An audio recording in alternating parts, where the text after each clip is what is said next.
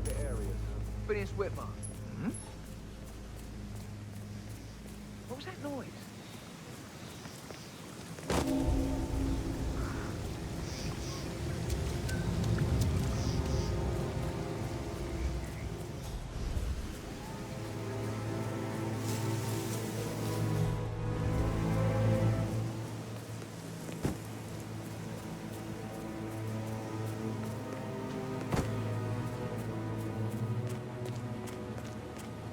On top of everything, Rosie thinks she's in love with young Patrick. I mean, that's a...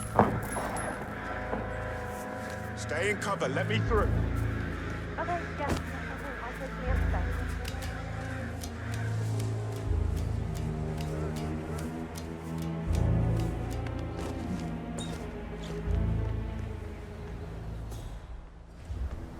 Mary is so upset. She's never seen a dead body before. Life can be tough sometimes. Alexa back from the dead. A make-believe funeral, a murder mystery. Ooh, all too much. We'll all need a vacation when this is over.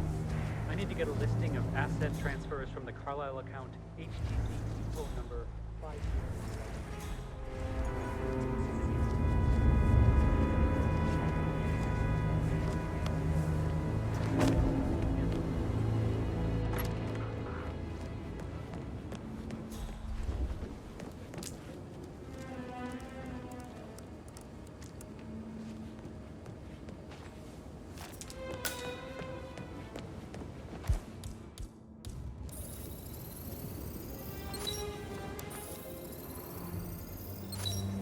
The dead body of Zachary Carlisle, Alexa's little brother.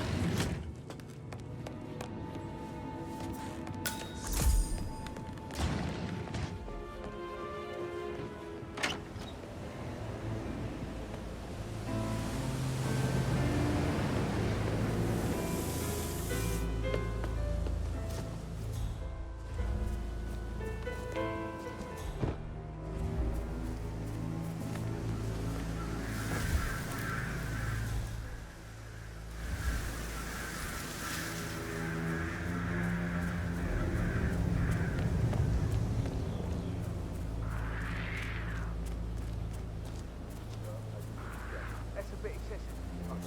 Considering the fact that I've got no less than 2 rooms to get inside the house. You know what we're doing, sir. Don't worry about that.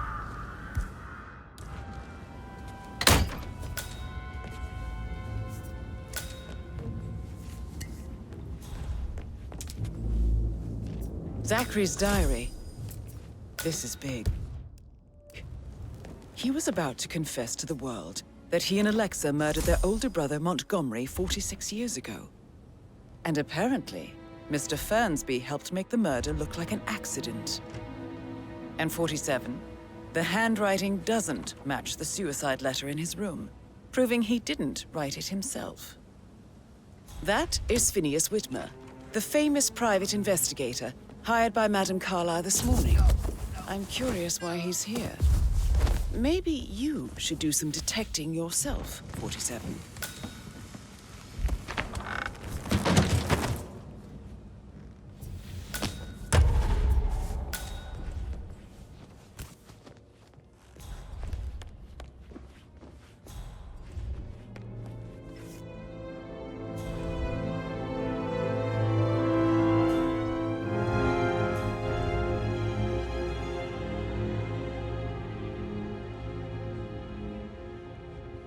Mr. Whitmer, thank you for coming on such short notice. A great tragedy has fallen upon us, and I need a quick resolution, handled with absolute discretion. Results and discretion are my speciality. Very well. I suppose you will want to start at the crime scene. In my experience, a thorough examination of a potential crime scene is half the job done. Good. Fernsby will take over from here. I am Mr. Fernsby, the butler. Madame Carlisle has asked me to assist you in any way possible. Mr. Whitmer, I understand that you've traveled from London. Would you care for some refreshments? Or do you prefer to go straight to Mr. Zachary's sleeping quarters? I prefer to get started. As you wish. If you'll follow me, sir.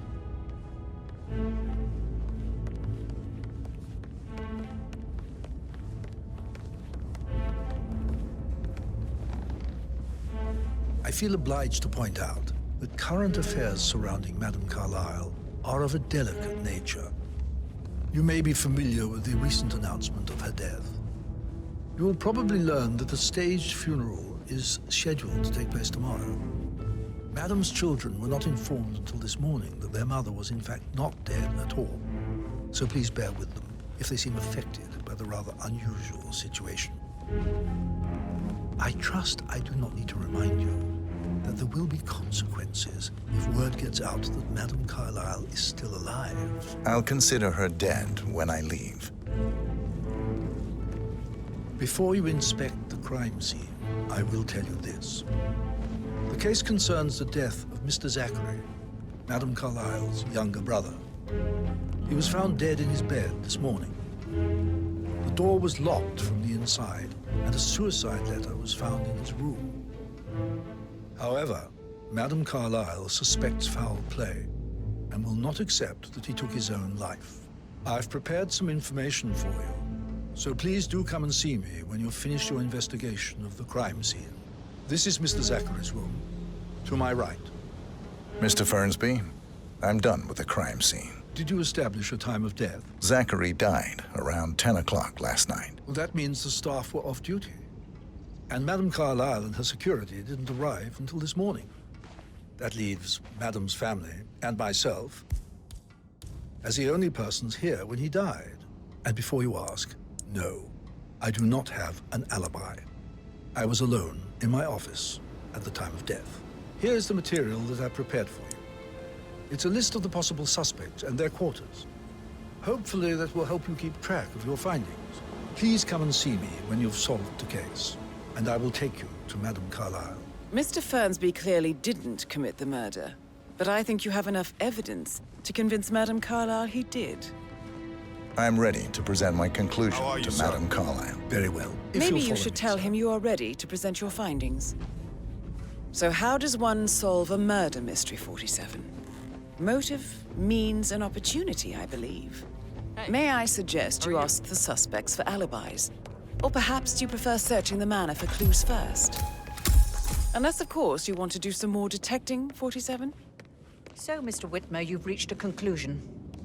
Take a seat. Please, go ahead. The butler, Mr. Fernsby, killed Zachary. Fernsby? Oh, you've got that wrong. He would never do such a thing. He is the most loyal man I have ever met. I found pills in his office that matches the poison that killed your brother. Furthermore, I found Zachary's notebook, half burned, in Mr. Fernsby's fireplace. It showed that Zachary intended to publish a written confession to a murder the two of you committed nearly 50 years ago. The murder of your older brother, Montgomery. That's outrageous. We did no such thing. No need to feign innocence. I know a killer when I see one, and my discretion is assured. The papers also described how Mr. Fernsby helped you stage the murder of Montgomery as an accident. I believe he killed Zachary not to be exposed as an accomplice to murder. Sweet Fernsby. You were wrong, Mr. Whitmer. He did not do it to protect himself. He did it to protect the Carlisle legacy. Mr. Fernsby, like myself, understands that sacrifices must be made to secure stability and prosperity. Mr. Whitmer, I'd appreciate it if your findings never leave this room. I understand Fernsby's actions, and there is no need for them to have more consequences than they already have. Fernsby was very fond of Zachary, and I'm sure his decision will haunt him to the day he dies. About your reward, have you considered an amount? I want the file you have on Arthur Edwards. Arthur Edwards, the Constant. But that must mean you're... I expected you'd show up. But you're not here to kill me. If you were, you would have already.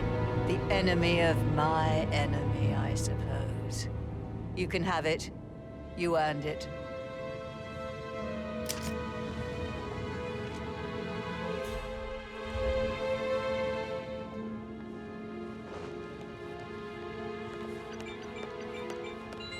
The file you want is in the safe. Good hunting.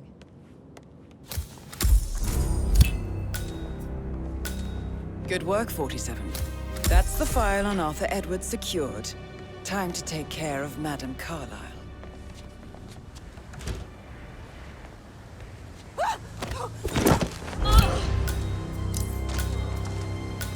Mission complete.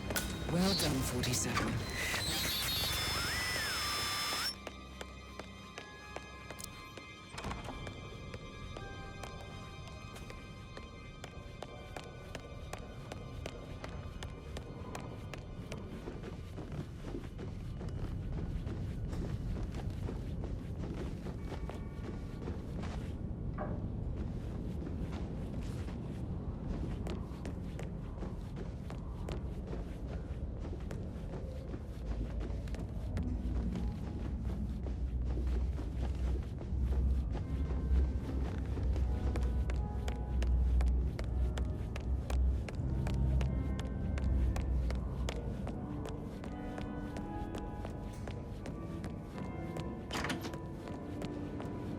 On top of everything, Rosie thinks she's in love with young Patrick. I mean, that's a breaking heart. Control how profit. Bloody and unfortunate.